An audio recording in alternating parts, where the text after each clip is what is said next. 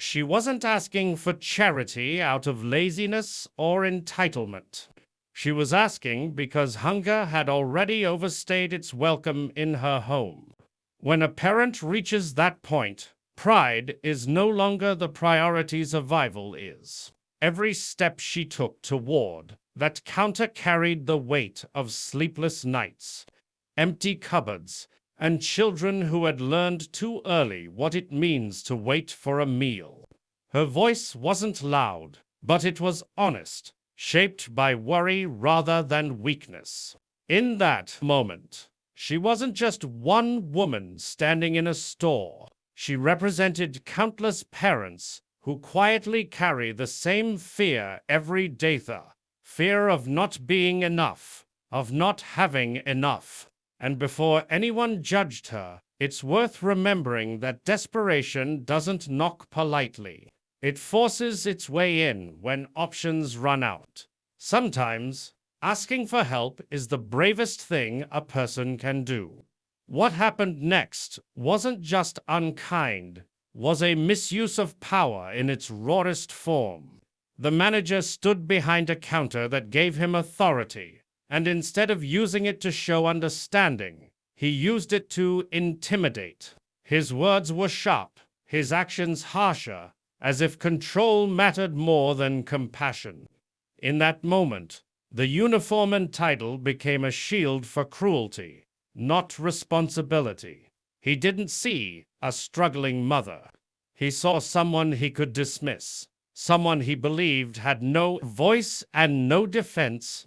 That's how power becomes dangerous, when it forgets it exists to serve people, not silence them. Small positions can create big harm when empathy is missing, and the damage doesn't come from strength, but from arrogance. It was a reminder that authority without humanity turns ordinary places into scenes of injustice. And that kind of behavior leaves a mark far deeper than any visible wound. Bad. And while this was unfolding, the room wasn't empty. People were there, close enough to see it, close enough to hear it, yet far enough to look away. Some pretended to be busy, others told themselves it wasn't their place, and a few hoped someone else would step in. Silence filled the space where courage should have been.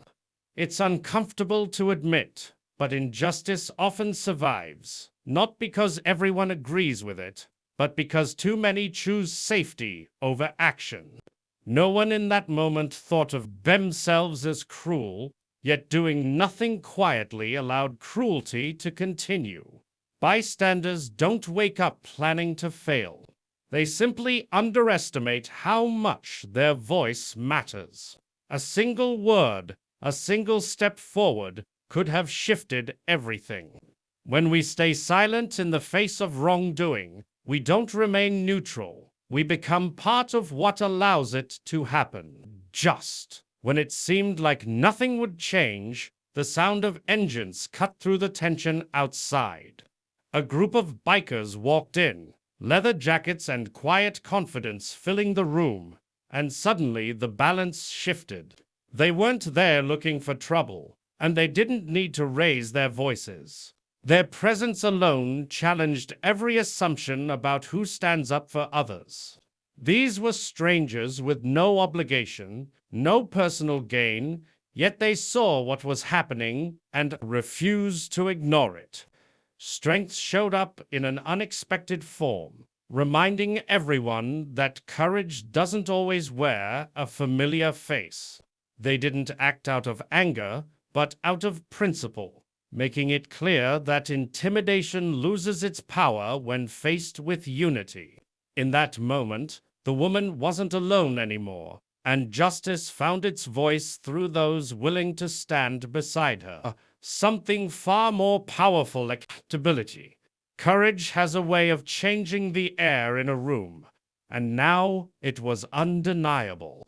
The manager who moments earlier felt untouchable suddenly had to face the weight of his actions, not because fists were raised, but because fear had lost its hold. When someone finally stands up, The illusion of power cracks. Justice doesn't always arrive with sirens or headlines. Sometimes it shows up as people refusing to back down, refusing to let dignity be stripped away. In that moment, the woman regained more than safety, she regained her humanity. The message was clear to everyone watching. Cruelty thrives in silence, but it collapses when met with courage. Standing up for someone vulnerable doesn't require authority or permission, just the decision to act. And when that decision is made, everything changes. No, when the noise faded and the moment passed, what remained was a lesson none of us should ignore. This wasn't just a story about bikers or a manager or a desperate mother. It was a mirror held up to all of us. It asked a simple question. Who are we when someone weaker stands in front of us? Titles, uniforms, appearances, they all fall away when humanity is on the line. True character shows up in the choices we make when no one forces us to care. Compassion isn't soft, and courage isn't loud. Often, they're quiet decisions made in uncomfortable moments. The world doesn't change because of grand speeches alone, but because ordinary people choose decency over indifference. If we wait for heroes, we miss the point. We are the ones expected to act. And sometimes, all it takes to change everything is choosing to stand up.